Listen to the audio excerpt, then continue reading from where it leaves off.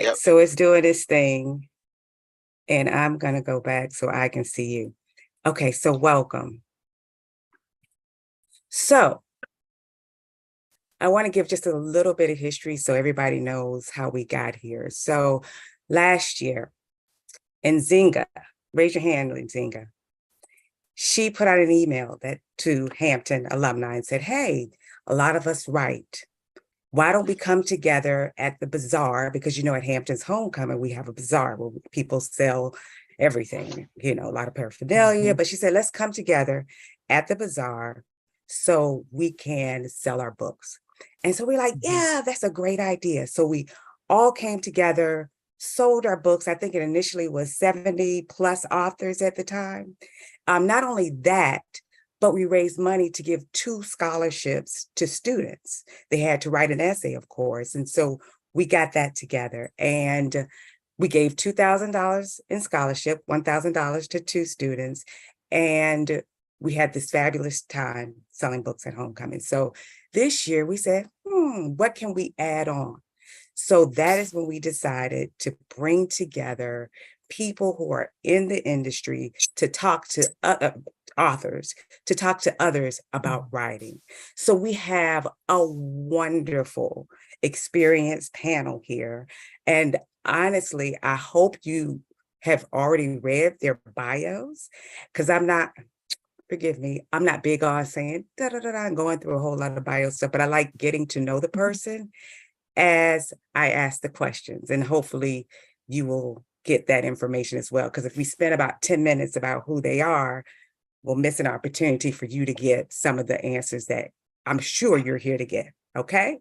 So how it's going to work, I'm going to go through some of these questions. I'm going to go from guest to guest. I have my list here. I'm so proud of myself. I got to did all this. Yes. And we're going to ask these questions and you put them in the chat. And if I miss your question or if I don't ask, say, hey, Renee, ask my question. So we're going to talk for about 10, 15 minutes. I'll get some questions, talk for about another 10, 15 minutes, get some more questions. Any questions? All right, here we go. Here we go. We're going to start off with Dr. Courtney. Dr. All Courtney. right. So Dr. Courtney, educator, author. I'm going to let you talk about that a little bit. Sure. And I am going to start out with writing. So let's start off with the topic of writing and we'll get going with that. Please share your writing process from the idea to a completed manuscript. All right, now let's just jump right into it. Good evening, We're jumping everyone. right into We're jumping right into the Yes. process this evening. Well, hi, everybody. For me, I've written 2 children's books. So because of my work with children, the process for me really starts with them. So I usually in the schoolhouse. And so when I see issues, not necessarily problems, but issues that may be of interest to them, then I start to think, So I was working with pre-K students. And so I found out some of them were having challenges identifying their letters of the alphabet. And literally I said, what can I do so I can help my students that were in the school? So for me, the process started with my students. And then I kind of reverse engineered, like, I think one day I would like to write a book with them in mind. And so I said, well, I just don't want to write any old book. I really want to write something that they can use. And so I'm just going to write it. And I'm just going to write it just for my students. And so I wrote it. And then after writing it, I said, well, once you write something, you have to have it edited. So I'm in a schoolhouse full of teachers. And so I said, well, I'm gonna give it to the librarian because she's an expert on editing, and she was. And so let me give it to her. Let me see what she thinks. Let me get some feedback from her. And so she gave me some feedback. I shared it with a few students. I shared it with a few colleagues. Really, I was putting together a focus group of interested parties. And then after that, Renee, I put it in my desk drawer and I let it sit there for an entire year. For an entire year. I can't even believe it when I say that out loud. Like, how could I possibly do that? But I did. And then after about a year, I pulled it out again to say, all right, Courtney, let's really get started with this and let's see it with fresh eyes and let's move forward to get it self-published. And for me, for that first book, I hired somebody who I call her my, she helped with self-publishing, as well as I would say birthing of books. And she helped me to get that book self-published. And she's the one who told me, okay, you have to get started. What is that process? And I told her my process, just like I'm sharing with you. She said, no. What's really the process of getting the book out there to the public? And she was the one who really became my coach in helping me to take it from, okay, I have a finished product, it's edited, I've definitely shared it with a number of people, colleagues, children, and it's ready to go. And so she knew the process of actually getting it to the market. And so she's the one who helped me to literally get it printed, several copies, hundreds of copies at that time. And then I started the process of going to the book festivals and then selling the book. So writing the book is one thing, but it's a whole different ball game when it's time to market, to print it, to market, and making sure that the customers really are going to enjoy the book.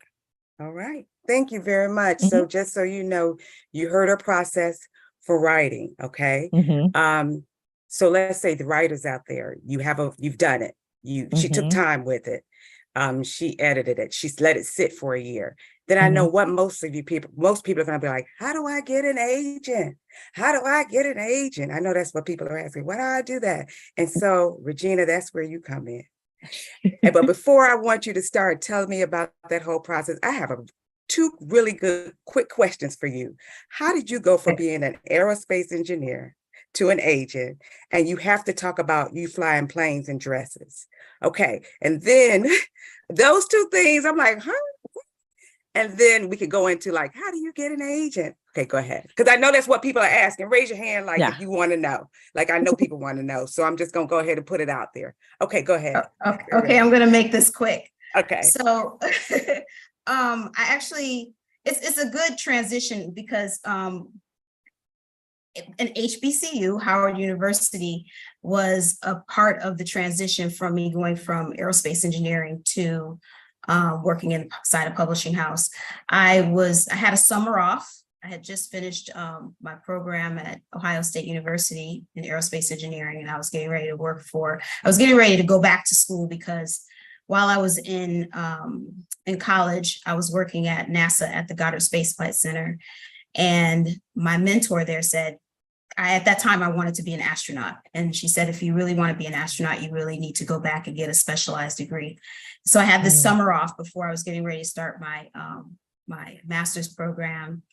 And I took a publishing program at Howard University. They had the Howard University Publishing Institute, which was tied to the University Press at that time. And it was a 6-week program where they brought experts from the publishing industry, most of them from New York, to come in and talk to a group of, and we stayed on campus. At that time, we were staying at the Howard Inn, which no longer exists anymore. But it was a great experience for me. And it was really kind of on a fluke that I did that. I just wanted to do something totally different. And I got to meet some incredible people, and I decided that I was just going to take that year off and try publishing. And I started out working in sales. And then 9 months later, I moved to New York, they moved me to New York, and I became an editor. So, and at the time I was working for John Wiley & Sons, and I was working in the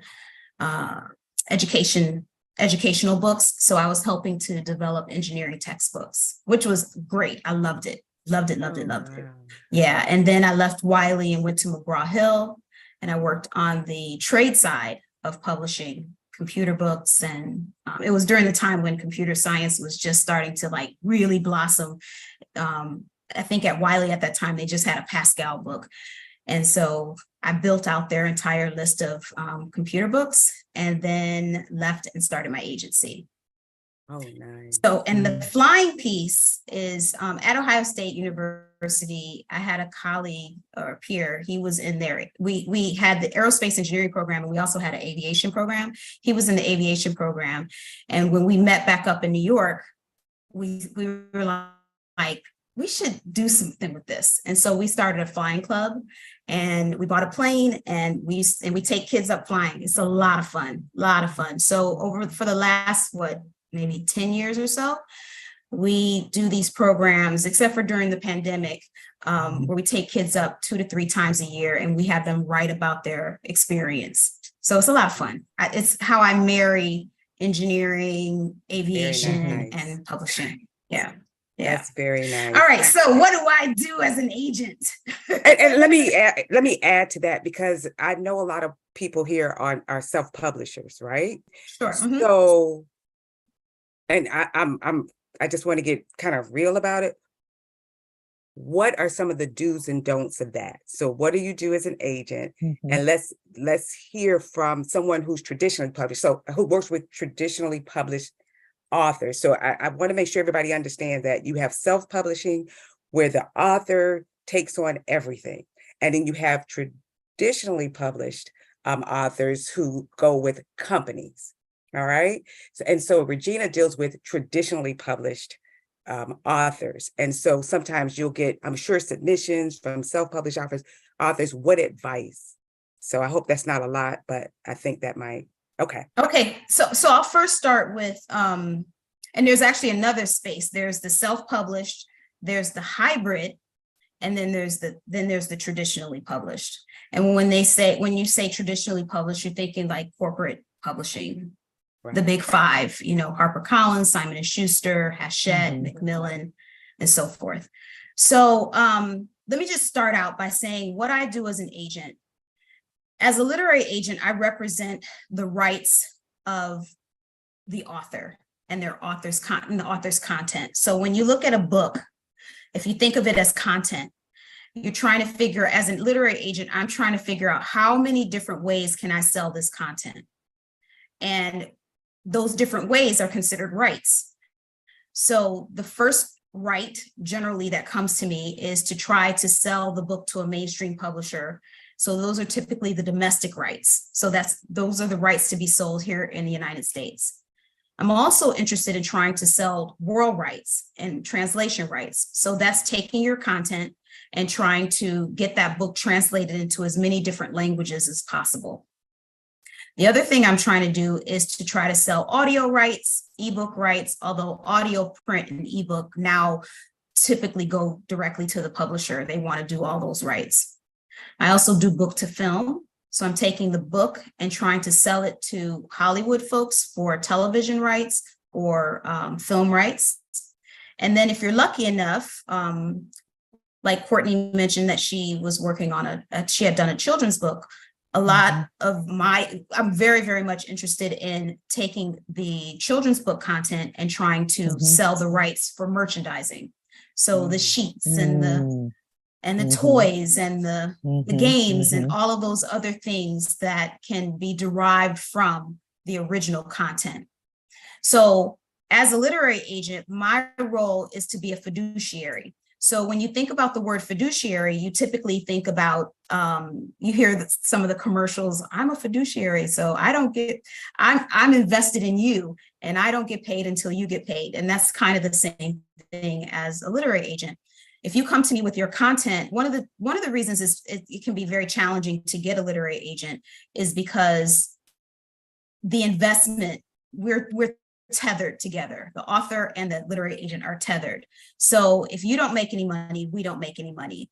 So our ideal is to try to bring on projects and bring on authors that we feel we can, number one, invest in, and also that we have the ability to sell their work.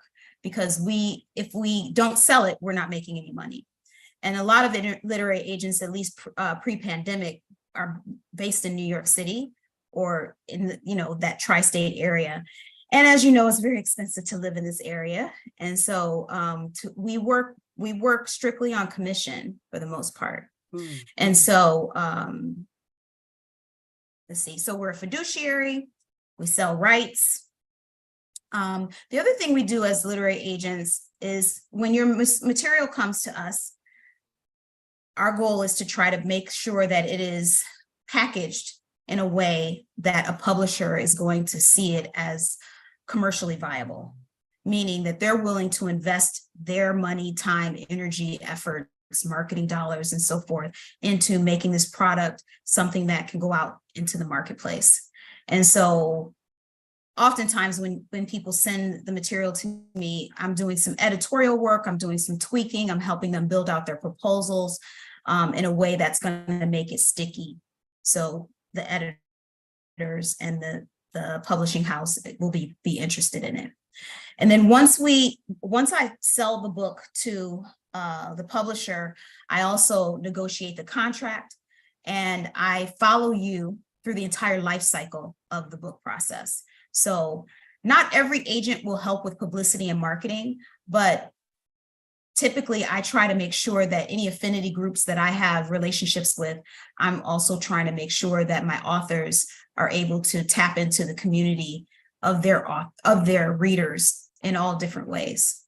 So that's kind of, let's see, I talked about the negotiation, a little bit of publishing. The other thing, I mean, I'm the person that is there to help you with all the business aspects of the process so that you can stay creative, and I make sure you get your money. I make sure that your royalty statements are accurate. Let's see if there's any other thing. I mean, those are the main things that I do as a literary agent. And I also help ideate. So sometimes a person will come to me and they'll say, I really want to write a book, but I'm not sure what I want that story to be. If they're already a client, like you can't come to me just kind of raw, like I want to write a book, but it's mainly if I'm a client, if you're a client already and you've already put a book out in the world, and I'll look, because as a part of my role is to help you manage your literary career.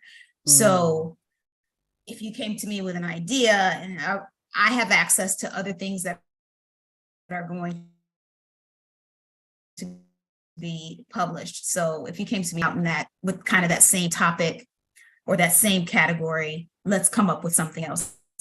Can you guys still hear me? It says my thing is unstable. It's going in and out, but we're catching the gist of it. So but we know exactly what you're saying. Basically, you work with your particular clients to sometimes come up with the ideation process in order to come up with ideas For a new book. Yeah. Based on something they've already kind of, the area. Yeah, for new books. Yeah. So, I mean, right, their area of expertise. Yes. So Okay. that's it in a nutshell. Mm-hmm. That is perfect. Now, okay, so you've written your book, you have your agent. Let's talk about publishing. Paul, I want to bring you in on this particular question because I love what it is that you do in terms of you have a special market that you target in terms of publishing. But can you just talk in general about, because I see already in the chat that I have some questions specifically about publishing. So can you just talk about publishing in general? And then I'll go back and ask some of the questions from the chat. More specifically, I'm grounded in Black publishing. Okay. And when I say Black publishing, I'm grounded in working to get Black books out and to get Black books in front of people, books that deal with people of African descent. So I'm grounded in that and grounded in that experience. And that falls probably more on the independent publishing side of the equation as opposed to the corporate side of the equation. Although the thing that people might want to understand, I don't care whether you're self-publishing, I don't care whether you're independently publishing or corporate publishing, you're going to do similar tasks in all of them. It's just how you do them, how many resources you have to apply to them. So my job is, and I'm Paul Coates from Black Classic Press for folks. My job when I'm publishing a book is specifically to make that book known and make it available to people. And there's another side of what we do as a publishing company. We own a printing company. So in that capacity, what we're doing is printing the book and then making it available to people, you see? So it's an area in terms of being a complete house for us that we wanted to do, and we wanted to be able to provide those services to people. Publishing for us means that you're taking, in our case, I'm very, very interested and passionate about books that have already been published, but they've fallen out of interest and they're obscure and they're historical pieces. They provide some aspect of information about the Black past. Some aspect, the more obscure it is, the more that it's been forgotten, the more I'm interested in it. So we've built a catalog of books, probably about 100, 125 books that have generally been published and are now, I'm sorry, when we came to them, were not as well known as they are now. Every once in a while, we'll do a few new books. I heard someone asked about publishing poetry earlier. They talked about publishing poetry. And we've been around now for about 45, 46 years, and we probably have done about 5 or 6 books of poetry. So it's not an area that we're in. And for people who publish, I mean, people who want to be published, if you're looking to not do the self-publishing, what you want to do is identify a company that does what you do. So you wouldn't bring me a book of poetry. You would bring me a book that no one knows about that's just fallen out of disuse for the last 50, 60, 100 years. You'd bring that book to me and say, this is a book, I'll do an introduction for it and Paul will be interested in it. I'm gonna stop there because I know, Okay. I could go on, okay? So I just have a quick question. So if somebody does that, let's say I find a book from 100 years ago, bring it to you. So those rights have fallen off. And I hope everybody understands what those rights are gone and I can come and, yeah, okay. Yeah, generally speaking, that would be the case for a book that was 100 years. We do books sometimes that are obscure that are still under copyright, okay? So, and this is an interesting thing, and it hasn't changed much. In the old days, when people used to self-publish the books, their market was limited. They would make a run of books, let's say it was 1,000 books or so. Once that book was done, a lot of times they never went back. That kind of book would be obscure. Even major publishers who published books would do a limited run of the book, and if the book didn't sell, it just went out of print. However, the person may still be alive. Okay. In that case, we're going to negotiate with that person to get the rights to publish it. If the book is a public domain book, a book that the rights have, just fall into the public, then yes, that's a different thing, and we would publish that as well. But you're going to use different approaches to them. Okay, perfect. Thank you for that. We understand publishing. So we got writer, we got agent, we got publishing. Now it is time to promote. And so Carl, I'm going to bring you in, and then Zinga, I'm going to bring you in right after that. All right, Carl, because I know you have a book launch, if I'm not mistaken, coming up soon. So let's say, for instance, I have my book. How do I promote it? Because I know you do a lot of business. You're on the business end. Are you still in traffic? Can you talk to us? Do I even see you? Carl, where are you? Did you drop? Okay. He was in traffic, headed to Hampton. There he is. All right. Okay. He is, okay. Looks like he may have some problems. So in Zinga, I'm going to come. Okay. Carl, I'm going to come back to you. In Zinga, I'm going to hop to you. How did you come up with this whole idea? Let's start there. Oh, the Hampton University alumni authors. Well, I'm a poet and writer from Detroit, and we do a lot of co-op building here. So I work throughout a co-op bookstore here in Detroit. Hold on, explain what a co-op Explain that. Well, collectively, we'll come together and run that actual bookstore. So each author may work a few hours, may volunteer, and there's no real person that's actually paid to run the store. We all collectively run it as a co-op, and we may pay a fee a month or volunteer certain hours a month or a year. And so I really saw people asking, where are the authors from Hampton? I'm like, well, I do, co-op bookstores here in Detroit. It would be just a fantastic idea for us to come together as alumni and support each other. And Hampton has some fantastic writers. Some of you all here are in the chat today. I mean, fantastic. When you go on our website, theauthorstable.weebly.com, you can see the variety of books. I'm talking about comic books, to poetry, to self-help. I mean, some fantastic books. So it was just a no-brainer to bring us together. And I also work on that first principle, Kwanzaa Umoja, unity. And together we have been able to support each other and collectively come together and work the bazaar. That was fantastic last year. So I know this year is going to be even better. But that idea came, through that co-op space here in Detroit. We have a co-op grocery store here that's opening up soon. And that unity is what really gave me the idea to bring us together. And I'm just so happy that we come together and just work so well together and support each other. Well, I'm so glad you brought that to us. So thank you. And let me say this. I saw it in Nzinga Lejeune Publishing. Did I not? Like, Yes, what's up? yes. Talk to Yes. me. Well, I have 3 books. Look, I'm going to show them real quick. My Water and Justice book. My second book was Plandemic. Yeah, that's kind of banned on Amazon. We'll talk about that later. And then I have my third book, which is Valley of the Moon. And I formed the company so I can publish it myself.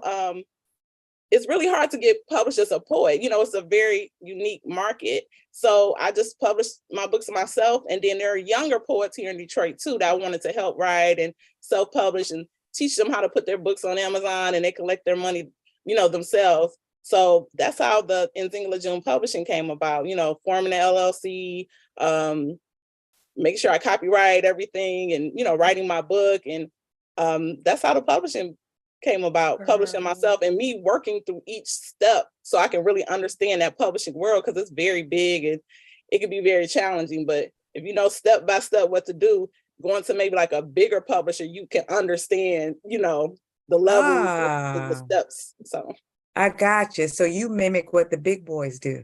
Yeah, I just want to go through each Step by so I step. understand, Okay. Okay. because it's business. I mean, it's actually business. Once you get past the creative step, as far as, putting together your book, the rest of it is business. So just understanding the business of that, it can be really tough, but once you learn it, it's just really, amazing to see how it works. And you're absolutely right when you talked about business. Absolutely right. So Carl, we're going to circle back to you. Hopefully you're able to. And then after he answers the questions, I'm going to go to the chat, ask those questions, and then we'll go through another round. Carl, talk to us about the business side. We know that's your thing. And give us 3 pieces of advice that you would give authors about the business side of becoming an author. 3 pieces of excellent advice. Sure. And I'll just, and it kind of really falls right into why I even wrote my book. Because this time last year, I was not an author.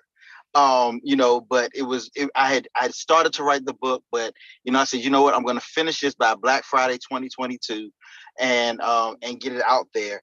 And it was self-published, on Amazon. Now I don't even go through Amazon that much. I kind of do it on my own.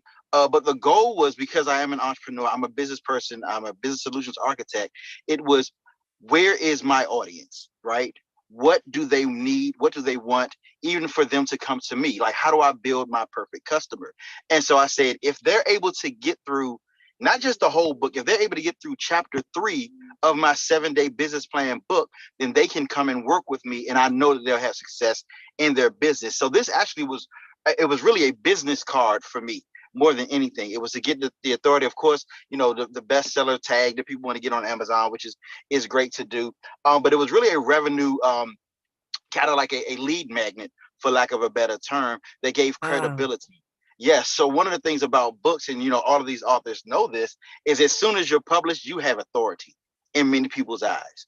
because so many people, they don't do that. So I mean, not to, won't tell too much, but since dropping the book, based on the book itself, I've brought in over $250,000 in revenue to my company. Because so that's when we talk about the business side. The book is written to have people to come to me to for my services, and so that's how we build it out. And even right now, I'm doing a cohort of people who are at retirement ages, and it's their dream to write a book. So I'm helping them to write their books and start businesses to supplement their income. And so that's really, for me, what it's about. Yes, I sold pretty good revenue on it because I have a whole marketing strategy and plan on getting it out there. But the main thing about it for me was the business side, was how do I become more of an authority in my field? So when people see me, or I can give them something that can easily let them know that I'm able to help them, to do Okay. things. So that was really the business of it. Now, when it came to the marketing promotions, these are strategies that I've used because I've actually helped other people go bestseller before. I was a blind marketer, meaning, they wanted to seem like they're doing it themselves, but it was really me. So I was, a ghost marketer, for lack of a better term. Okay, let me stop you right there. I've never heard that term. You guys, you hear that, ghost marketer. So that means it's like a ghost writer. So Right. somebody else, I love the term. Okay, go ahead. I'm sorry. I just wanted to bring that to everybody's attention. Go ahead. Yes, so I didn't write their books for them because I couldn't do that. But what I did do was help them to develop their target avatar and who they're writing to, so that, so in a way where, hey, they're able to write the book in a way where people will come to them even before they finish the book, so that they can, make the real revenue from what they want and what they want to do. And so I created the marketing strategies for them to go to the warm market, of course, getting out of the friend zone and going into their, really to the targeted people that will bring them the money that they want. So that's pretty much how I focus on the business side. I know a number of people who, they go the traditional route, and that's because they really want to be authors. My end is mainly, how do I help business people establish authority? And most of the time, the way to do that is through having them to write a book. Okay. So you establish authority in your field. So that can be applied Yes, to any field. You establish authority. any field. And then, once you do that, you create a strategy, a marketing strategy to help promote yourself, what you're doing, how you can help people. And part of that is your book. Yes, it's really a part. So this is kind of like the foundation of a business structure, for lack of a better term. And like I'm even helping my mother to do it herself, because she always had a dream to do it and have her own business. So I'm actually getting her off the ground with it, and I have not found anyone that this methodology does not work to help them to really drastically increase their revenue. Very good. Okay. All right. So we've gone from writer to agent to publishing to business. We have some questions in the chat. We're going to go through and answer some of these questions as quickly as possible. Then we're going to go probably another round to talk to people. Okay. So let's see. We want the first three, Paul, probably you can take this, or the first steps to publishing. What are the first three steps? Let's do it like that, to publishing. So can I say something before Absolutely. I try to work with this? Okay. So I just want to say, Nzinga, I do remember us at Howard, okay? And I really want to acknowledge you, because it occurred to me as you're talking, like, people talk about Detroit as Motown, like the sounds of Black America and what have you. But the thing we really have to keep in mind is the work that you're doing there in Detroit.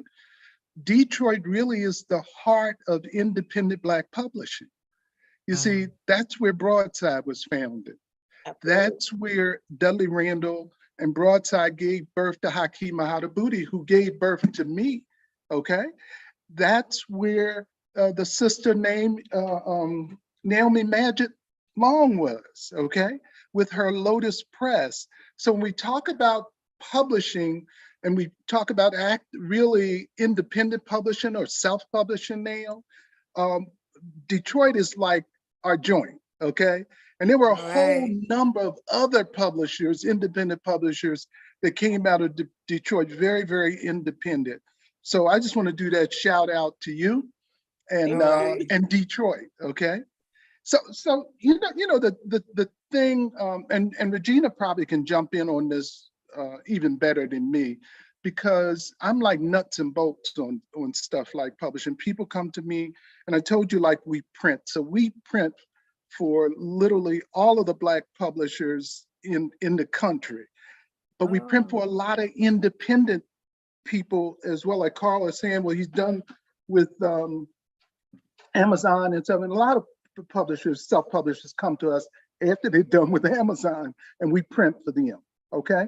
So when people come to me, the first thing I tell people to do is do like you would do any other business, because you're going into business. My thing is that you should study first. You should read. You should pay attention to on the one hand, if you're writing, you got to pay attention to the craft of writing. That's what, your whole thing is. But when it comes to that other side, when you put on that other hat, you have to pay attention to publishing. And the only way you're going to do that is by knowing the history of it. That's one of the reasons that I know Nzinga about Detroit. The first 10 years of my work, probably the first 15 years, I never called myself a publisher. I always said I was a student of publishing, because it's that much to learn and it's that much to know. And to say you're a publisher is really to say that you've done some work. So for me, it's nuts and bolts. Go to the books, go talk to people, go get the experience of what happens with publishing, and keep in current with what's happening with publishing. And Regina, I'm going to turn this over to you, but I want to say one more thing on this. As far as I'm concerned, I would like for people to just pull out a pencil and write this down. If you are on this call, I don't care what field you're in, whether you're writing a book, thinking about writing a book, whether you published a book, whether you're doing whatever with the book, please put down Independent Book Publishers Association, IBPA.org. And put the .org in so that you can go join, okay? It'll probably be the best 100, I don't know what the membership is now, but $100, $125 that you will ever spend in your book publishing life. There you have access to what I'm talking about, the nuts and bolts of doing this stuff that goes back, their archives go back probably 35 to 40 years of people who've been publishing in all capacities of publishing, whether it's a self-publisher doing one book or whether it's companies that have grown through working in this association, and they do hundreds of books or thousands of books. I'm going to ask Regina to pick up. That's what I have to say. That's my joint. Can you give me that name again? I want to put it in the Sure. chat. Independent It's Independent Book Publishers Association. Okay. IBPA, and I'm pretty sure it's .org. But if you put Independent Book Publishers in it, you'll come up with them. They used to be Publishing Marketing Association, but I highly, highly, highly recommend them. You've got close to 4,000 independent publishers of all sizes there. They do the best and the largest publishing university every year. It covers all aspects of publishing, self-publishing, hybrid publishing, whatever you want. You're going to go there and make connections. And there's a good group of Black folks that are engaged. This year in San Diego, they honored the legacy publishers, Third World Press, Black Classic Press, Red Sea Press, and Just Us Books. All of us have been around over 35, 40 years. That association honored us out there with those 4,000 attendees. Well, it wasn't 4,000, maybe 1,000 people attended that conference. It's a great association. That's it. That's my story. I'm sticking to it. All right. And I'll just jump in and say, am I double getting echo? It's good? double, but that's okay. It is double.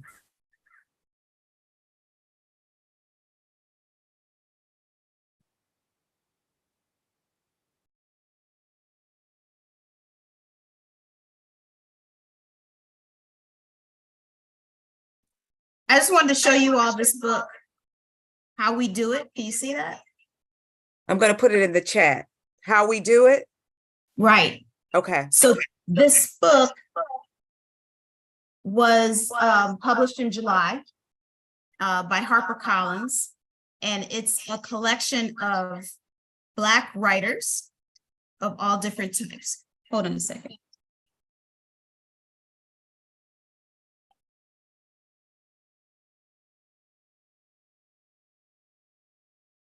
Okay, you guys can hear me okay? You're good. Okay. This book, Paul talked about craft. Here's an example of a book that was designed, a craft book that was designed to help writers get a better sense of how things can be written in all different disciplines, whether it's nonfiction, fiction, or poetry. So I would encourage everyone to get this. And this was edited. It's an anthology, and it was edited by Jericho, who is a Pulitzer Prize winning writer. Okay, so, and then there's, so the original question was, what are the first three steps? They said, what are the steps to publishing? But I edited it a little bit. So just give us the first three. Yeah. Oh, okay. So the first thing you have to do, of course, is write the book. That's for fiction. But if you're doing nonfiction, like a nonfiction self-help, you just have to do a book proposal. A lot of people aren't on screen, so I was just trying to get a sense of how many people are interested in self-publishing versus how many people are interested in publishing with a traditional publisher, because that makes a difference in how I answer this question. Exactly. So, Yeah. You guys, let me see how I can do this. Put it in the chat. I may have to change something, but put it in the chat and let us know. And while you're doing that, I'll answer the one question. I'll answer the question from my vantage point, which is the going the traditional route. If you're trying to get a nonfiction book published, you will be submitting to me a nonfiction book proposal. And that book proposal is basically the business plan for the book and a sample chapter. And then I would take that book proposal and sample chapter and then shop it to publishers. If you're writing fiction, then you have to write the entire manuscript before you can submit it to an agent. So the first step is to either write the book proposal or write the full novel. If you're doing a children's book, and you're writing it, you do not want to submit it with illustrations unless you are an illustrator yourself. You just want to submit the manuscript itself, and then the publisher will help you find and identify the ideal illustrator for the project. So that's the first step. The second step is, if you decide that you want to work with a traditional publisher, you want to start trying to get an agent. And there are numerous resources out there that help you to identify agents that might be interested in the kind of work that you are that you want to publish. Not all agents work on all different types of books. I'm a generalist, so I do all of it: children's, young adult, fiction and nonfiction, adult. But some agents only do adult books. Some agents only do children's books. So you want to find out for sure that the kind of project that you're working on is the kind of project that the specific agent is interested in. And there are thousands of agents. I am the former vice president of the Association of American Literary Agents, and I think our organization has 400 plus literary agents who are a part of that organization. And you can go to that website and kind of source the kind of agents that are interested in the kind of work that you might be writing. Oh, okay, Regina, I'm sorry. I want to put that in the chat. Can you tell me what that is so they go? Because I'm getting a lot of questions in the chat about agents.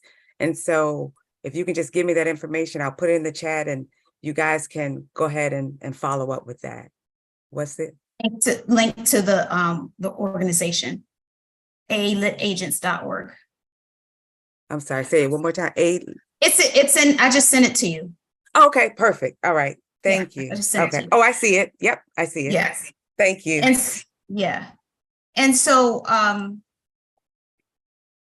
you know, there's tons of different, there's Query Manager, there's all these different places and resources that you can go and try to find the right agent, the matching process.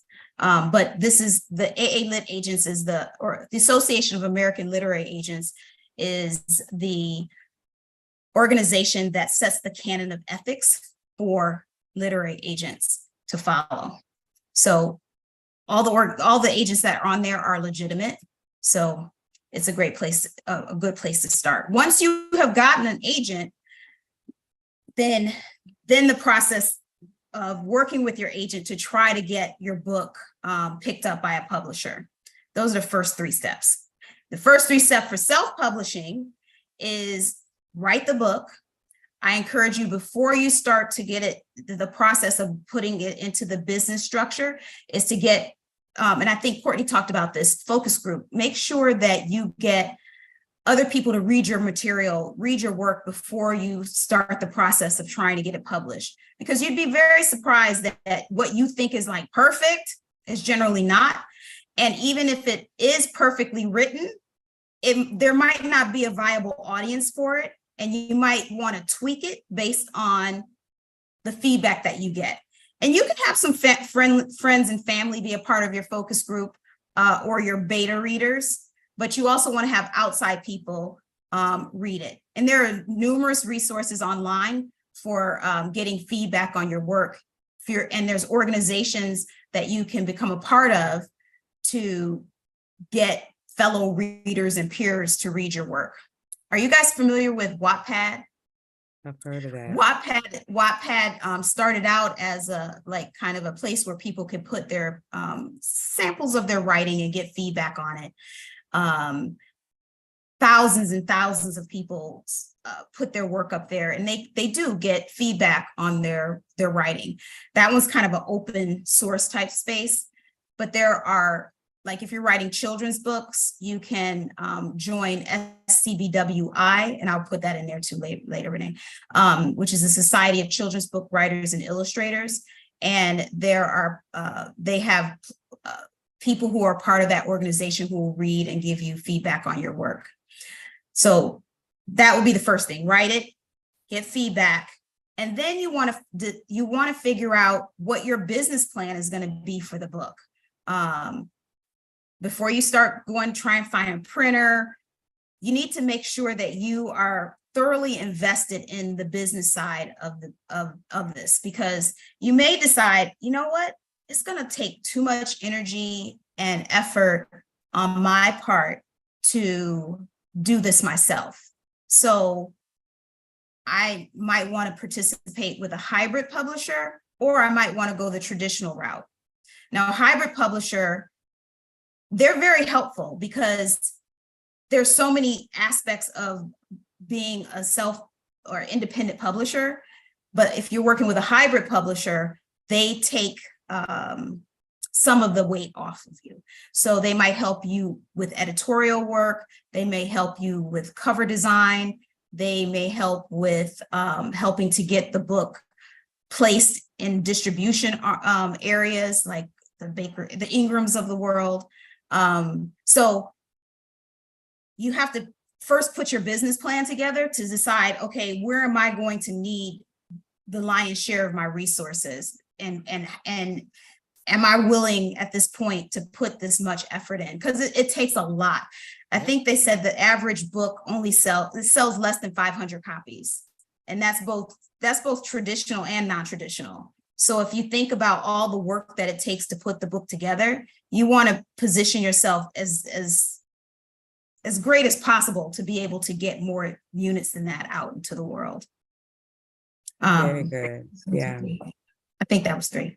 You got it. There's a whole lot more It's steps. a whole lot. Yeah. But that's, can't really cover all of that in this type of a forum. I agree. And that was excellent. I just want to reiterate something that she said, and I'm sure everybody will agree with. And I promise to go through the rest of the chats, and then we're going to go through another round of questions. Feedback.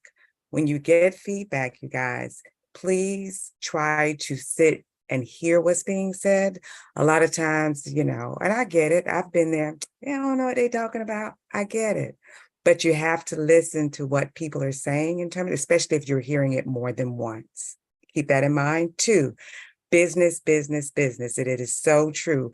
It's great to have a book. And if I could pan and show y'all the tower of books I have over here, but I won't, because I didn't have a plan. So you have to have a business plan. So I think those are some very, very, very good advice to have. Okay, I'm going to go through these quickly, and then I'm going to go through another round of questions. Regina, just so you know, we have a combination of self and traditionally published people on the call. An effective way to identify a publishing company, I think Paul spoke to that earlier, where it's just a matter of doing your homework, finding out what kind of book that you have, and deciding what will be a good fit for you. So if you're a book of poetry, make sure you go to a publisher that does that. So keep that in mind. So it's just, I think, just doing the homework. Courtney, a question for you. Did you intentionally let your book sit for a year, or is that just what happened? No, I did not. I didn't have a plan to let it sit for a year. I just felt like I finished it, but I really wasn't ready to share it with the world yet. It wasn't a part of the plan, though. I can tell you that I really started moving forward.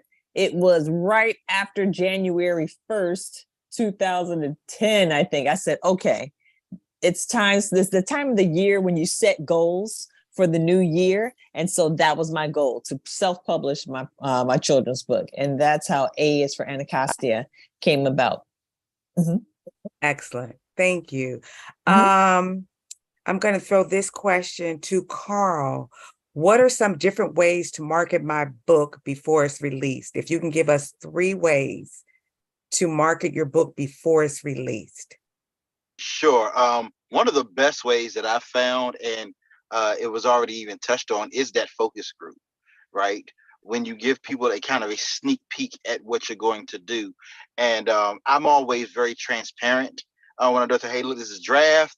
I want you to read it. And but I make sure I'm not just throwing out anything. I've gone through, a couple of iterations of it.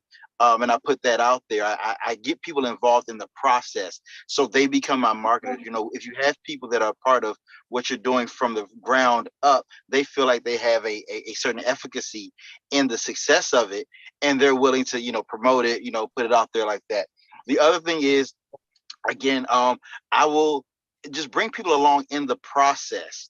Like I'll ask questions, related to what I'm writing about. And I will say, hey, y'all, I'm writing another book. Because I'm actually in the process of writing another book now. Say, I'm writing a book on this. Is there anything you would like to know about it?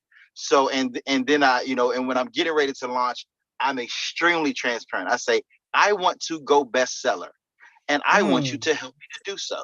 Wow. I tell all of my clients to do the same thing. And, and we hit the 2,000 sales mark, within the first week every time, because we do this methodology. We get people to be our street team. I like organic marketing better than anything, because when you're able to do that, people, and you use people that you trust. Yes, of course, there's the Facebook ads and all of that type of stuff. But what I've learned is, if you just start it viral, not it doesn't have to be wide viral, but just spreading, and people seeing it, and you getting the traction, and folks waiting for it, and anticipation. I like to build anticipation for everything that I do, so that people are like, okay, what's going on? What's next? So if you build that up, it's a natural market, indeed. So. Okay. All right. You guys, I just want to point this out. Regina's she's dropping a lot of links, a lot of information in the chat. So please make sure you grab that information so you will have it. I think there are a couple of more questions about query letters. Okay, so Benita, I'm going to address your question right quick. Hopefully, it has been addressed in terms of the query, in terms of, let me see, hold on one minute, I'm trying to find an agent. So we have a resource there for you to tap into, to a list of agents. So hopefully that will get you going. Regina, we have a question for you. What's the best time to query through the year? I noticed Serendipity and others are closed for queries at this time. So what's the best time to query? So let me just, well, we're on YouTube, never mind. I was gonna say, I can shut it off if you need me to. Pause Nothing but it. I was- nothing but I a was- click of a button, you know. Well, I will say that January is one of this times for us to be responsive to query letters. Usually there's a deluge, because people, this new year, new you, people who have been thinking about wanting to put out their work, I just get slammed in January. And January is a tough time in the business cycle because we have to do 1099s and taxes and all of that. So and there's a number of conferences that happen in January. So January is a very tough time. One of the reasons why I am currently close to submissions is because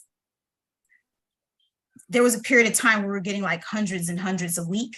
And I just don't have the bandwidth to be able to be responsive in a timely fashion. And I'd rather just close it off for a while until we could catch up. And then, because otherwise people just get mad at you. They're like, well, her submission's open, but she don't ever respond. And I'd rather just close it. There was a period of time where I was also doing submission Saturdays, where it was like every Saturday you could submit, because that allowed me, it's a lot of it is about pacing. And I have 4 other agents at the agency, but if you think about it, like I've been agenting for quite a long time, so I have a lot of authors, and depending on the cycles, I could have like 10 to 15 authors in one quarter. It's just a lot. So I'd rather put my energy into the clients that I currently have than spending the lion's share of my time trying to fish basically. So but what I was going to say was, anyone that's participating in this, if you wanted to submit, I would certainly take a look at your work. Oh, y'all need to come off mute and say thank you. You need to come on camera. Yes. And you need to come off mute and say thank you. Hello. Yes. Hello. I mean, that's why I was Thank like, wait a you. minute, we're on YouTube. Thank you very much. Thank you so much. Yes. I have the list Awesome. of people here. Greatly Yeah. appreciated. Thank Thank you. you. Yeah, and there are a number of ways that I find clients. I'll make this quick. One is through referral from other authors. One is through conferences. I speak at a lot of conferences, and I go and look for writers. And then sometimes online, or I might be looking for a specific type of topic, and I'll go out and seek authors, and then the regular slush. So. Just remember, Regina, C is at the top of the alphabet. It's really close to the top. So when Carl pops up, make sure you sort your list in alphabetical order. That's all I'm gonna say. And let me say this, I will get the names of the people here today, so you Okay. don't have to worry about that. Okay. Okay. Excellent. You don't Excellent. have to worry about that. In alphabetical Okay. order. Well, thank you, Renee. My last name, Christian. Thank you, Renee. Okay, so I'd be happy to look at your work. May I say one quick thing, Renee? absolutely, Carl, go ahead. Thank you, because Regina typed in the chat when we were talking about the marketing piece about the podcast or online media. Yes, selling to other people's audiences is clutch. It's something that works very, very well because, again, it's already, the more people you can get to endorse your book, as they say, self-praise is no recommendation, right? But if somebody else can endorse you and endorse what you're doing just by having you on their stage in front of their audience, all of those things, it does amazing work for your marketing. And it's the easiest way to do it. If you find somebody who has an audience who needs what you have, and you can get in front of them and you're clear with your pitch, they will buy up your book, your service, everything that you have. So I'm glad that Regina put that in there, because just getting in front of others' audience on their podcasts, on their, on their shows, whether they have different groups that they have, PCSAs, Boys and Girls Club, Jack and Jill, get in front of those audience and talk about, say, look, just give me 5 minutes to tell the people what I'm publishing, and they'll eat it up, because they'll already be ready to listen to you. It gives you that edge as opposed to trying to go cold. It warms them up for you. Just want to throw that in there. I'm glad you did. And Zink, I'm going to circle back to you, because not only are you an author, and not only did you organize this fabulous group, but what's this I hear about? You have a TV show? What's up? Yes, Talk I to am me. a screenwriter. So I'm putting the link in the chat. The TV show is called Street Legal. and it aired September 1st, and it's like a hit on Tubi. And this is my first TV series I'm writing on, and I had the freedom to really write what I felt and expressed, and it's a fantastic show. It's been #1. So if you can, check out Street Legal. It's about a law firm in Detroit, two twins. They're trying to get their parents out of prison, but each episode they pick up a different case. So it will have you glued. People text me and get mad at me like, you got me glued on this show and I can't do any work. I'm telling you, you'll be glued. But I'm just so excited about this TV show. Well, congratulations. Thank you. You're just every time I turn around, you're just doing something different, and I love it. I'm like, good. Yeah, to congratulate her in the chat. So, okay, so keep the questions coming in the chat. I'm going to go with another round. Courtney, there are 2 questions that I have for you. You have services such as Butch Coaching and Development. I want you to talk about that. That's number 1. And then I want you to also tell us about Homeroom 104, and why is it so important for you and your books to connect with the community? So tell us how, as authors, we should be connecting with the community. So those are 2 questions Absolutely. for you. Okay. Okay. So for me, I think one of the first, you mentioned earlier about like 3 things for authors, how do you get into self-publishing? So my 3 things were to be a part of a writing community. And so that was brand new. So I want everyone to understand that writing is something that I do by myself. It's not a team sport initially, but then soon after I finish my draft, or a couple of drafts actually, then it does become a team sport. And it's so critical to be part of a community, like you said before, that will give you that feedback, that will give you that honest opinion. Some people that have already taken the steps to be where you want to go. It's an opportunity to share resources. It's an opportunity to really, I would say, to receive mentoring and coaching from your peers. And so for me, making sure that when I take those steps, I also take my neighbors with me. I also take the kids in the local public schools with me. I share the information that I write. I share the books that I write. I go and share the process that I write, because I know there are readers and writers everywhere that I go.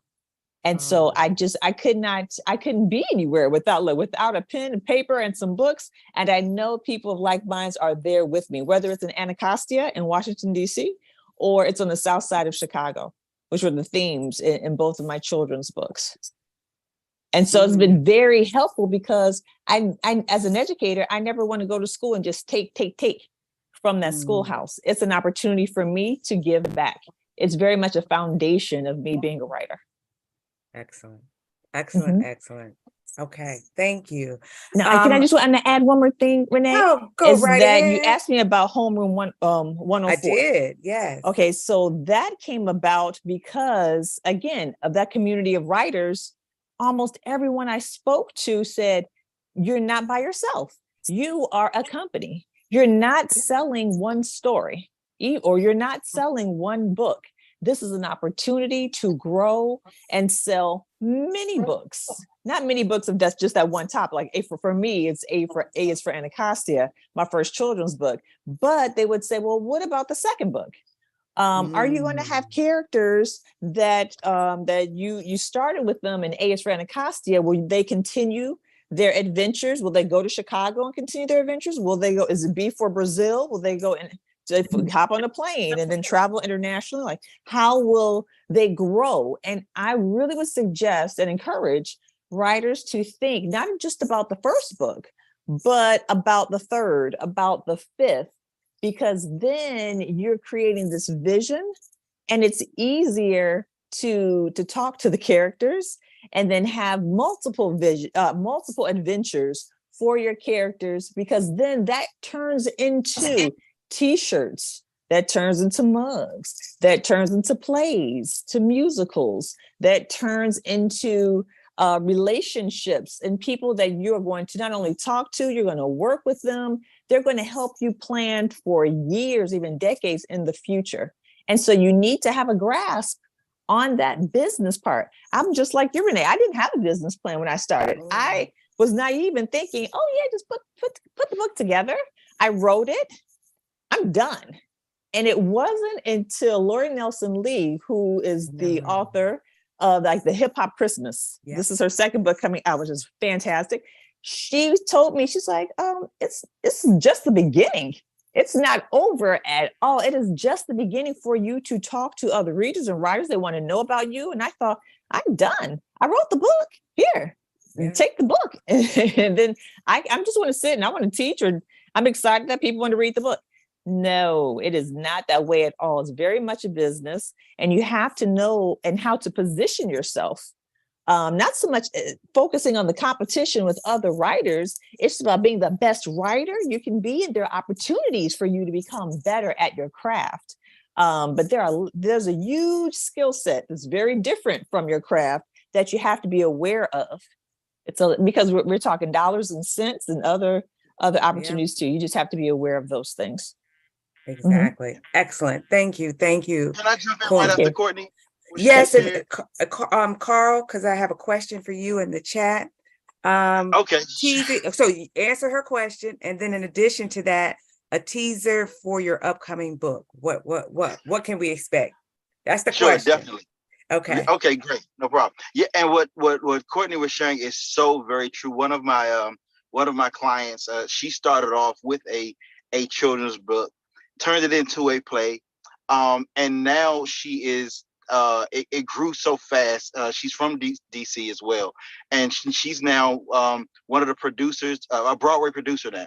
So she helped to produce. She was a producer on Death of a Salesman, and now she's a producer for The Wiz on Broadway. So yeah, and wait a minute, really, Carl. I'm missing that leap. That's a big leap from a book to a producer. You got to take me there because I can't. But that's exactly what Courtney's talking about. When you have a plan of where you want to go, you can use it as a book is a launch pad to. It can be anything when you have the right business plan. You know, when you have the right move. Like I was even shocked how much it helped me. I mean, I got 6-figure weeks because of this book. You know, like it really works that way. When you have a plan of where you want to go and how you want to get there, you just use this to direct people. It really can be a manual for how you want people to work with you so that you're able to get what you want. You know, it's really just, it's all about helping. It's all about helping. But just as Courtney was saying, when it opens up at any door you want it to open up, it can be that doorstop. It really can. But you put it in the book so that people can see you as that person. As we said, it gives you authority. Just like being on stage gives you an authority. Being on television gives you authority. So you take advantage of that. And in my opinion, not just to tell a story, but to position yourself so that people will listen to you so you can help them to have whatever it is that they want to have. Excellent. Right. And Renee, if I could just add on just a little bit to what Carl was saying, is that an experience for me is that after writing the second book, I started similar to Nzinga to being the creator of the East the River Book Festival. So it's an opportunity to not only produce my book or even promote my book, is to promote other authors that were not even just in DC, that were coming from across the country to share and connect to our local community in Washington, DC. In addition to that, then that kind of morphed into having a undated planner. So now that was my opportunity to share, you know what, everybody, let me show you the tips that I use to write my children's book, a self-published children's book. And so you can start it on any date of the year that you want to, and here are all the tips. If you think of it like a Mad Libs with an undated calendar, so you can start it and end it, and it has all these tips. And so to Carl's point, it's just a matter of where you want to go. If you want to just stick to writing books and then publishing or self-publishing books and promoting those things, or promoting your colleagues' books, absolutely, that you can do that. But if you want to grow into other areas, other genres, have planners, now after the pandemic, you can go back to having book festivals, in-person book festivals, coaching, mentoring opportunities to new authors, or to even seasoned people, having conferences. I mean, really, the sky is the limit. It's so much fun. Excellent. It's, Mhm. yes. Carl, I need to come. You're supposed to tease your book.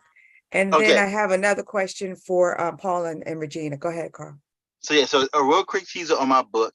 It's how to prepare your child for entrepreneurship. And this is based upon this past summer, I was hired by Prince George's County Public Schools to do a young entrepreneur camp. And students went 7 days, were able to write viable business plans. They even got offers for investments for their businesses. And now, because of the success of that, I'm actually starting an incubator for these students, an incubation program. But what I'm learning is that there's a heavy part that parents, I'm not a parent, but I'm learning there's a heavy part that the parents must play. So as I said, I'm writing this book so that the parents will know how they need to support their children, their teenagers, if they're going to be in business, because I'm not going to raise your child. I'm going to coach them, but I'm not going to raise them. So, it's how do you set up the environment for that? And even those who aren't even aware, we call it the AAU of entrepreneurship, is what we're doing. And so those who aren't even aware that it happens, when they read it, if they have interest, they see these things, these characteristics in their child, where they want them to be a part of this, then it's a wonderful thing. So that's the teaser. It's how to raise an entrepreneurial child. I haven't quite finished the title yet, but it's gonna be real. It's going to hit. I promise you. I promise, Regina. I promise. We ready. We ready. Okay. Indeed. You can always go to Chat GPT and see if they can help you with a title. So what the people I'm coaching, hey, we use that thing there. I know. You guys, please make sure you go into the chat, because again, Regina's dropping some good stuff. Support Black bookstores. Support Black bookstores. So I have a question here, and perhaps both, like I said, Regina and Paul can answer it. So it's a very specific question, so I'm going to kind of read it word for word. I have had another publisher taking my book through the editorial stage, no contract or anything, but it's been a year and a half. Should it take this long? This person is ready to move on. So if you have any more questions, Is it fiction? Is it fiction or nonfiction? Come off mute.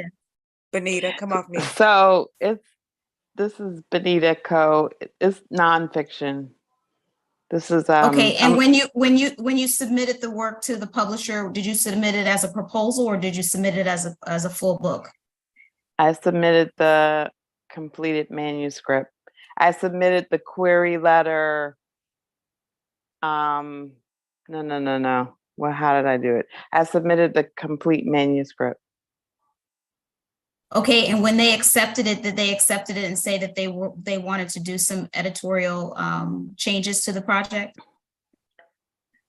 No. So far, the editor said she liked it, and they were going to kick it up to the next editorial stage. And so let me answer this question in a general way, what the process is. So when you're working with a publisher, the first thing you do is for nonfiction is you submit the proposal and some sample chapters.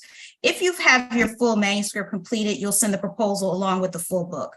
The editor will then read the manuscript and decide whether or not it needs like some chapters moved around, additional information, and they'll prepare an editorial letter for you. The editorial letter will go back to the author, and then the author has an opportunity to make those changes. They submit the manuscript back to the publisher, to the editor.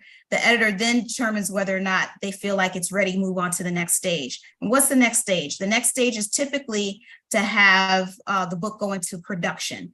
And in production, that's when you have copy editing happening. And the difference between that editorial stage with the editor and the copy editing is the editorial stage with the acquisitions editor is when the person is looking at this book from a marketability standpoint. They're looking at it for continuity. They're looking to make sure that you have covered the topic in a way that's going to make a reader be able to get value from it. Then it goes into production. And the production folks are, as a copy editor, the copy editors who are in the production stage of the process, they're looking for if you have redundancy. They're looking for if there's things in here that are a little bit of fact checking, if there's issues with how you've structured certain things to be written, they're looking at that type of stuff. Then after it goes through that, and they'll send you back queries. Should Black be capitalized? You know, stuff like that. And then they'll send once that happens, you'll respond to all of that. And then it goes to the proof stage. And that's when they're just basically proofreading to make sure that everything is accurate. So those are the main steps of the process. I'm not sure exactly where you are in that process. Now, that process, depending on the publishing company and depending on how much editorial work they think needs to happen with the book, it depends on how much time you take to make those changes and how much time. Usually editors get back to you within, 6 weeks to 3 months. Mm. So, So none of that has happened. They've just reviewed it. They haven't gotten back to me about anything. So I'm ready to go. yeah, I'm gonna second everything Regina said, but you just answered something for me, because now we're a smaller company, right? Everything Regina said, when it comes to a new book, we do. One of the reasons we don't take on many new books is because the processes that Regina just outlined are the same processes. And when you're trying to do that with a staff of 2 people and you got multiple manuscripts, gosh, it's slow. So the critical thing for me is, who is the publisher, depending on the size of the publisher, what are their resources and how are they communicating with you? If you're not being communicated with, then I would be concerned. If you're being communicated, that's a whole different thing. I worked with an author one time, it took 7 years to get the book done, okay? Now, I mean, there were a lot of breakdowns, we had arguments and all kinds of things happened, but even another book we worked on, it took 3 years to get it done. And we didn't have arguments, it just was an edited volume that kept going back and forth and back, but there was always communication. And sometimes we had money, sometimes we didn't have money, but whoever I was working with knew it at the time. And so there was always that communication. And I think you can work a lot better when you've got that communication going on. Yeah, I think a lot of times also when a publisher first acquires the book, they give you a sense of when they want to publish the book. So even if it's not an exact date, they'll say, oh, we're thinking of fall 2024 or spring 2024. And the stages of the process are going to be in accordance with being able to publish in that specific season. If that is not been communicated with you, it's an easy enough question to ask, when do you think this book will be published? And then you can kind of backtrack based on that. Okay, we have time for maybe 1 or 2. Excellent. I hope you guys are getting a lot of good information. Well, I know you are, but I hope you're soaking it in. I hope you're soaking it, totally soaking it in. Renee, yes. Can I just go back to something? This is putting a cap in just a different thing, because yes. What Carl was talking about and Courtney was talking about in terms of multiple titles, I just want to just give a different thing on it. And that is, as an author, as a self-publisher, it's a lot easier if you got multiple titles that you're selling in front of you as opposed to one book, okay? It just is a lot easier. It's much easier to promote 3 books than it is to promote 1 book. It's much easier to sell them as a combination than to sell the 1 book. And so I always talk to people about that in terms of thinking what that next book is from that perspective, as much as anything else. And I want people to keep that in mind. You give people choice, and people want choice, okay? And people want to meet authors. So you got a combination, and you're always going to sell more books really going to sell more books than somebody else is trying to sell your book. If you're there with the book, trust me, you'll sell more books. And if you got 3 of them, it's just that much easier. I just wanted to add that. I love it. And I know you're right. Because I fell victim to a lot of things because, you know, I got my first book out, I was happy, and they're like, when the second one coming out? I'm like, what? You know, I the first one. But it's true. And also as an agent, it's easier for me to represent one author who's writing 10 books than 10 authors who are writing 1 book. So I'm always looking for authors who are franchisable and who have lots of ideas and want to continue to publish. So Keep that in mind. it's all the same, whether you're self-published or working with the traditional. Okay, so couple of things, and then we have 4 minutes and we're going to wrap it up. I know you're like, guys, like, what? Time went by really, really fast. So I'm going to answer this one question, and then I'm going to go around and our panelists will share whatever information they would like to share. I want you to check out, Courtney has put information about her podcast, I think, and Nzinga about her poetry magazine. So you guys check those things out when you get a chance. There's some good stuff in the chat. Grab it, because when this shuts down, it won't be there. So get it now while it's there. Okay, so I do have a question, last question. And I'm so sorry, you may have to come off, Ms. Gomez, to say your name properly. I am so sorry, I'm not even gonna attempt. But I will read the question. Ms. Brooks. Angie is fine. You can just, most people call me Angie anyway. Okay, all right, perfect.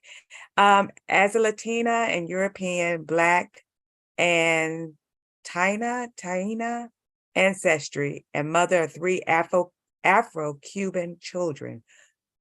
Let me go down here. How do I fit into the world of people of color within the publishing industry?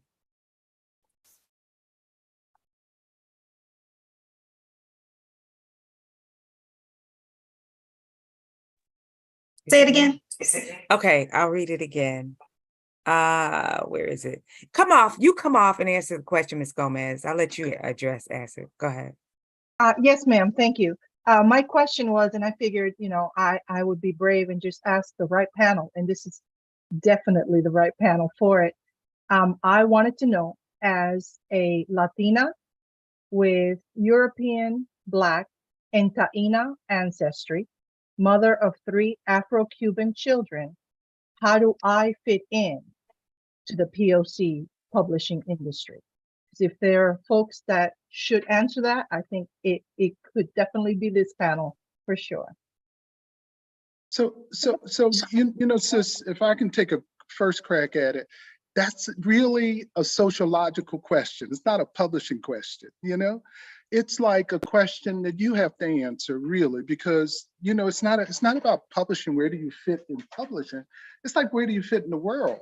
And where you fit in the world is what space are you actually claiming in the world?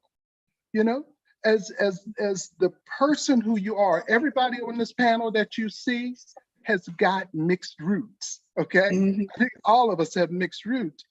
And we may fall under a rubric of African-American or people of African descent, but it's because we've self-defined ourselves in that space and then built out from there.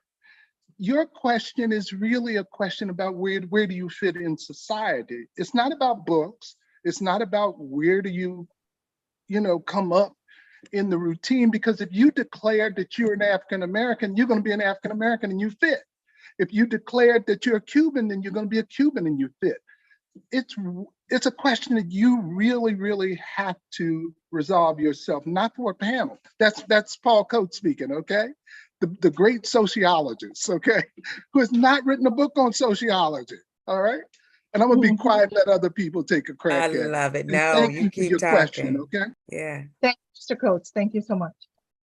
I think the only caveat I would put to that is if you're writing for the children's book industry, there are awards that are specific for specific demographics. So there's like the Coretta Scott King Award and the, what's the other one? I can't think of the other one right now, but there are awards that are specific to your ancestry and to the audience that you're writing for. So again, you still have to decide who you want to be, and you let your agent and your publisher know that you want your book submitted for that specific type of award. All Okay, right. all right. Thank you so much. Thank you, guys. I appreciate it. Okay, so again, grab the information in the chat. Regina has just dropped how you can get in touch with her. So make sure you get that. Is there a deadline to that, Regina? No Mm-mm. deadline. You guys Mm-mm. are blessed and highly favored, because some agents will be like, you got 2 months to send me your stuff. And if you don't, window's closed. So, thank you. Okay, so before we hop off, again, Carl has put his information in the chat. We're going to go around and in about 30 seconds or less, because we're a little over time and I want to be respectful of everybody's time. Give some last piece of advice for everybody before we hop off. Grab everything in the chat. We're going to start with Nzinga. Anything you want to say? I don't even want to put it as advice. You want to talk about anything. What do you want to leave for our guest, the leave behind? Just that principle of Umoja, just unity, working together as authors. We share so much information today. I'm just really grateful and thankful to be in this room. So just as we continue to work as in unity and, support each other. And then check out my TV series. I have a poetry book and 3 poetry books, and I have a children's book, and I'll put my link in the chat. Her link is in the chat, so grab it. Our founder, we thank you. All right, Regina? Some shout outs. What I would encourage, I really, really want the community to support my authors. There's a new book out called The New Brownies Book. It's beautiful, beautiful, beautiful, beautiful. And I would encourage you all to purchase that book. There's a new book called Santa's Gotta Go, which is for us. It's a great, great book. Derek Barnes is the author of that one. And I have a number of other titles that are forthcoming. I would encourage you to come to my website and to our social media, because we do book birthdays all the time. And I would love from feedback from you all on things that we can do and my authors can do to support your communities better. So any advice on that? I'll do a plug. I've written 2 books on the craft of writing. One is called You Should Really Write a Book: How to Write, Sell, and Market Your Memoir. And the other one is Writing Great Books for Young Adults. And I look forward to seeing whatever you all send me. And I gave the way to do it, to get through. So take a look at the chat. All right, you guys, take a look. That chat has a whole, it's hot. Okay, Paul, what do you have to share? So first of all, I want to thank Diane for inviting me to this session, and thank everyone on this session, because I actually have learned a lot listening to people and listening to how people are doing things. The thing I'd leave for you is I'm a big up on getting the experience and learning the craft of publishing and self-publishing. And one of the best ways that you can do that, if you decide to do it, is to make yourself available to some of the companies that, particularly Black companies I'm thinking about, but any of the companies, spend some time in internship with those companies. Spend some time with Regina. I'm sure that Regina would take you on. Yes. And wonderfully, we no longer have to be present for everything. We can do things at distance. And I've worked with people in fact, the person who runs our press lives in Texas, okay? So she runs the press from Texas and has for the last 8 years. So put yourself out there, get that experience. And I will close with just again encouraging you to spend what I think is some of the best money in publishing by joining the Independent Book Publishers Association. Thank you, and thanks for having me on the call. Thank you. Also, I agree. If you're making a transition again from Amazon or any of those folks, give me a call. It's something we specialize in doing. We know the steps. Yes. We'll help you get through it. Just remind me that you were on the call, please. Did y'all hear that? Yeah. Say what? Did y'all hear that? Come, Yeah. you can come off and say thank you. Thank you. Thank you. Thank you. Thank you so much. Thank you, sir. If you're ready to self-publish, like folks on this call have talked about smartly self-publishing, yeah, that's the joint. Okay, Okay. that's All the right. joint. Okay. So Courtney and then Also, just to let everyone know, Paul is the father of Ta-Nehisi Coates. So, Oh, wow. hey, Wow.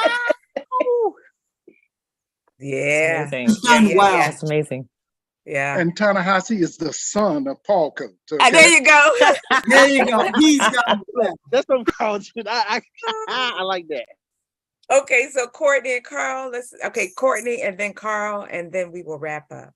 Fantastic. Before we leave, I just want to encourage everyone, just keep going.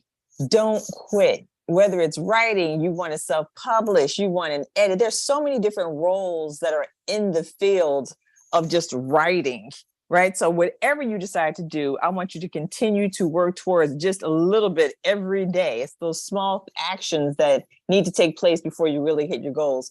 Also, for the self-publishers, particularly those who are self-publishing children's books, I want to encourage you to start looking for an author, even though you're not finished with the writing of the book.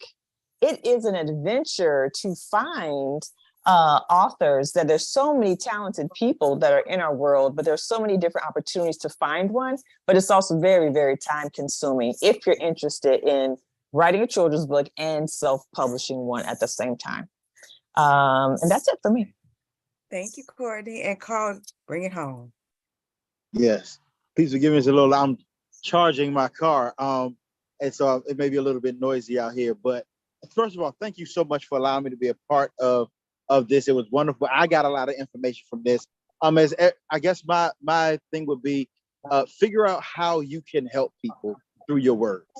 Find out what it is you believe your purpose is to help others, especially our community, because we are truly in need of it. And the more that the great Ziegler says, you get anything in life you want if you help other people get what they want. And a quick couple of plugs that I have, I do have a couple of programs coming up for people who want to become entrepreneurs, or who, I'm doing a New Year challenge where, it's a 6-week camp where it's 5 figures in 6 weeks. So we help you to build a product, market it, sell it, get it out there. It's the process that I've used to launch every business that I've ever had. So if you want to do that, if you're on this call, I will give you I'll give you 25% off. Just say you was on this. Come on off mute. Say thank you. Thank you. Say thank you. Thank you. Thank you. All right. And one Thank of you, my clients is on here, and they know I do not give up discounts very often. But this is a great group, and I think the people here, just the fact, we're getting rid of that adage that if you want to keep something away from us, you had it in the book. We're opening the books, we're reading, we're getting people in it, and I love it. I've always been an avid reader, but now becoming an author, I'm seeing that that's really how we can make a difference through the education of our people. So thank you so much for having me. And I just want to thank everyone. I have to acknowledge Diane and Jacob, who's not on the call, for helping to organize this particular event. Again, Nzinga, thank you for making the whole organization happen. We will be at the bazaar on Friday and Saturday with our books. So if you're going to be at homecoming, stop by the booth, say hello, support the authors. We appreciate it. And as I tell people all the time, we're all storytellers. We're always telling ourselves stories, always. So if you're ever feeling a little down, tell yourself a good story. Always make it a good one. So just keep that in mind. If you feel yourself like, I'm saying bad stuff, flip it and tell yourself a good story. Always make it a good one with a happy ending. Thank you. Thank you. Thank you. Thank you. and good night. We appreciate it. We Thank you, appreciate it. Renee. Right. Thank you, Well done, Renee. everybody. Thank As you. Jay Well said, done. Thank you. Thank you, Have a good one. Diane. Thank you, thank you, thank you. Awesome. Thank you, thank you, thank you. Thank you. Let me, okay. Make sure I get the last copy thing from the chat. Go ahead, take your time. Thank y'all. All right. Hey, Rochelle. Hey, Diane. Thank you for inviting me. This Oh, is awesome. good. Renee, we Oh. did it, girl.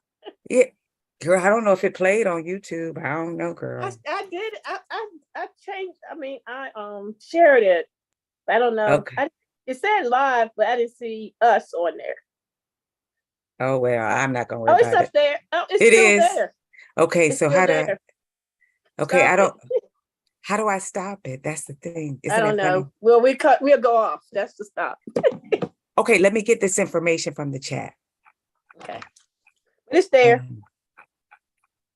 Is this, and then how do I get, okay, just give me a second. Cause I don't want anybody like, okay, hold on, let me just get all of this.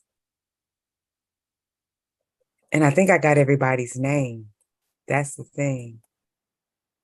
Will they show, do you know if they will show, they meaning Zoom will show who was on the meeting? Yeah, we got a list. We got the list from Yeah, but everybody didn't from register.